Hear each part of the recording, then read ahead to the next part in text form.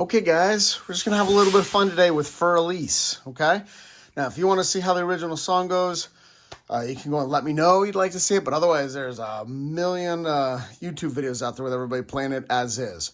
So this is for the note ranks that are in my program. So, of course, usually around blue notes is when we start doing this. So blue notes, just so we all know, it is in A minor, which we've already learned our A minor scale. It's actually more specifically an A harmonic minor, which remember, A minor means it's white to white, relative of C major. To make it harmonic, we just raise number 7.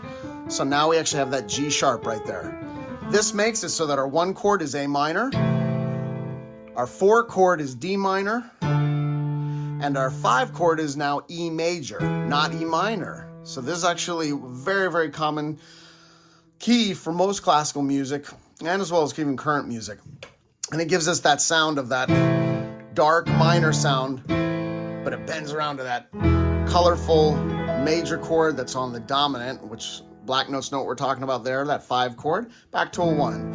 So Fur Elise is actually, in section A, really easy. It's only 2 chords. It's our A minor chord and the E major we just talked about. Make sure you put that black note in the middle, G sharp right there. Those are our 2 chords. So just so we know how to do this, our right hand is in A position, and all you do is you grab that D sharp right there with your ring finger, and all the pattern is 5, 4, 5, 4, 5, 2, 4, 3, 1. Notice that other 4 right there went to the white note. That's all we have. Then we have just an inverted A minor right here, first inversion. Step into the B.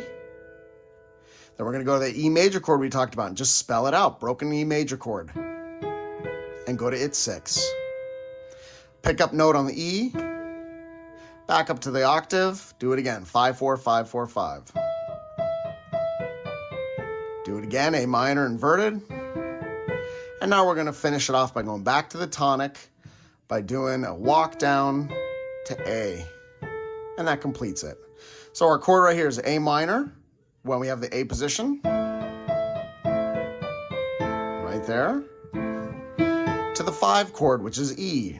Back to the A.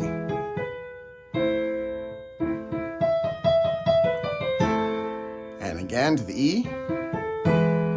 And back to the A minor.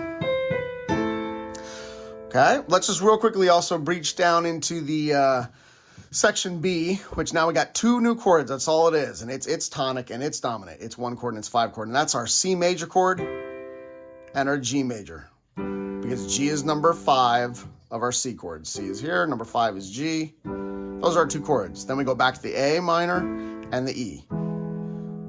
So all we do is we walk up from the B. And now we're going to go and utilize 7th intervals. 7th intervals. There's the octave, 7th intervals. Walk it down, shift the 7th interval, shift the 7th interval. That's all it is. Let's watch this again. Section B, walk up from the B, 7th interval from G, 7th interval from F, 7th interval from E. Then typically we just do this nice little octave jump here, just octaves on E. Do it again. Now, of course, the classical version will tell you to do your little crossovers. So, kind of feel, but you can do it just with one hand if you want. Then we're back to section A. So section B with the chords, we got our C chord, down to the G chord, to the A minor, and to the E. That's all it is. Okay?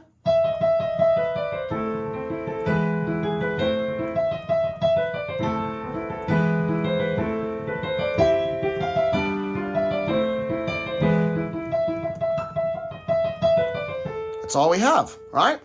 Now this one goes to more of the red notes. Blue notes can still do this, but red notes, we're just gonna go and grab 1 5 8s in the left hand. Instead of the 1 3 5, grab those 1 5 8 chords.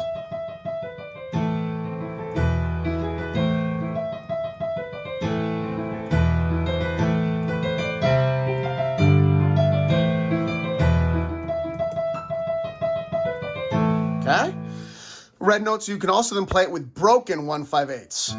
Now we're actually in a 3/4 time Some versions will actually say 3/8, so we're just thinking of these as eighth notes. You can do it as well. But basically, if we think of ourselves as 3 beats per measure, we're going to play 3 broken notes here. Say that. 1 5 8. 1 5 8. 1 5 8. That's all we're doing. Now I'm going to slow it down just a little bit for you guys. So what we're trying to do is just keep a consistent eighth note through this whole song. This song actually sounds like this. There's no breaks. Right here, I'll show you what I mean.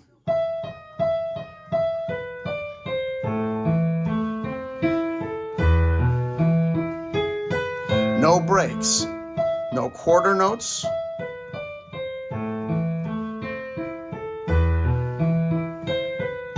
And that's all there is to this song. Of course, use the pedal to make sure so that it's seamless and it's smooth.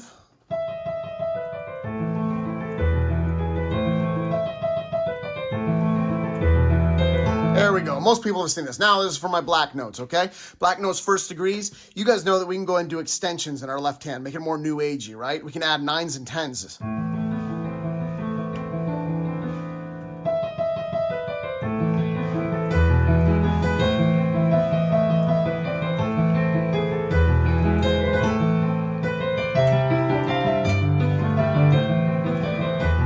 Right? So a lot of times you can just do walk downs from 1 5 10 9 8, 1 5 10 9 8. You can even walk it back up 1 5 8 9 10, or have a little bit of fun with it and also do like maybe 10 8 9. Really cool little extensions there to just get an inside counter melody moving around.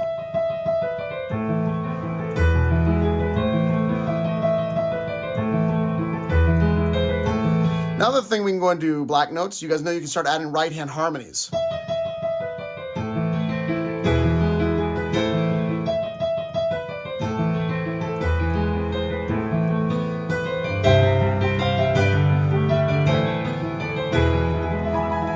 Just do a nice little E major arpeggio there maybe. Have a little bit of fun with it. You can do some double-handed crossovers if you want. You guys remember how to do those? Just have a little bit of fun. Maybe come on down with a E suspension. So remember E major, go to E suspension. Maybe play octaves.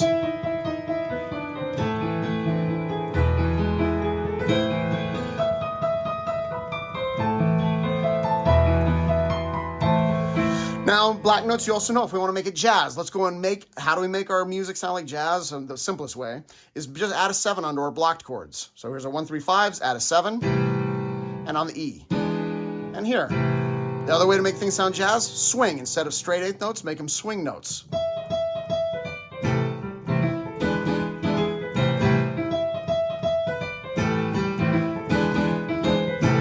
Black notes, almost first degree to second degree. You guys also remember you guys can walk the bass with those quarter notes. So put in some walking as well as some of those blocked chords, such as this.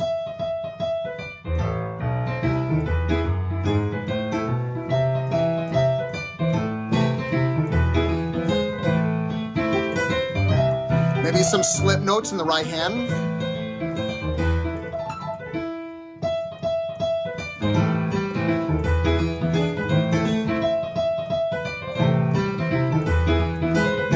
So we can go and have some fun making it a bit jazzy. If you also then just wanted to go and use, you could kind of use maybe a little bit of an Alberti bass, right? But remember, it's a 3, so it's a little bit of a pain to go and work that Alberti, so that would need to be 6 right there, just so.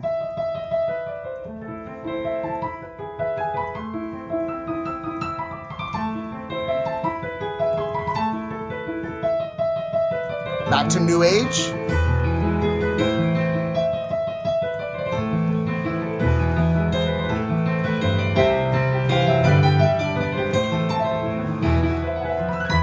Goof around with a lot of your arpeggios and inversions there.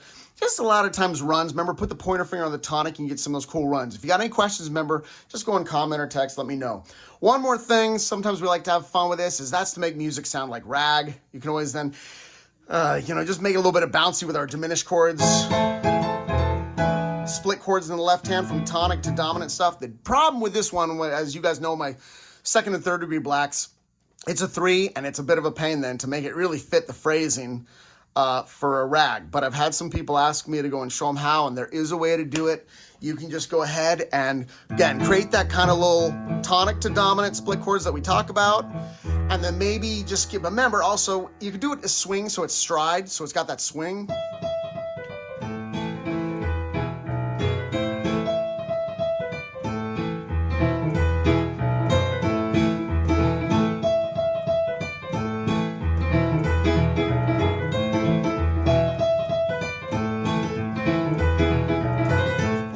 It's got the swing, and it's okay, you can do it that way. Typically, remember, rag is straight eighth notes, so you want to go.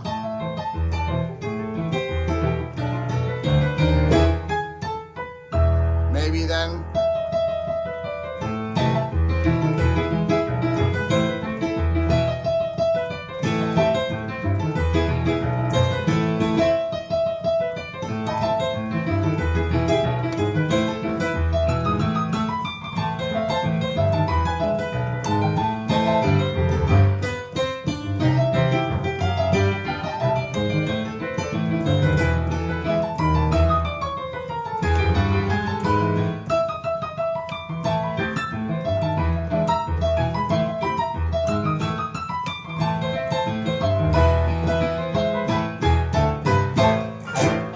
You can kind of come up with a little bit of something there. It feels a little bit Burt Bacharach-y though, because it's got like that extra measure there.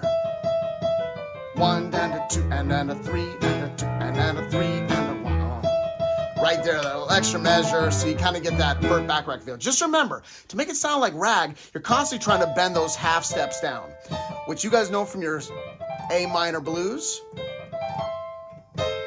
And then especially when you're on that C major, you can go from the diminished to the major.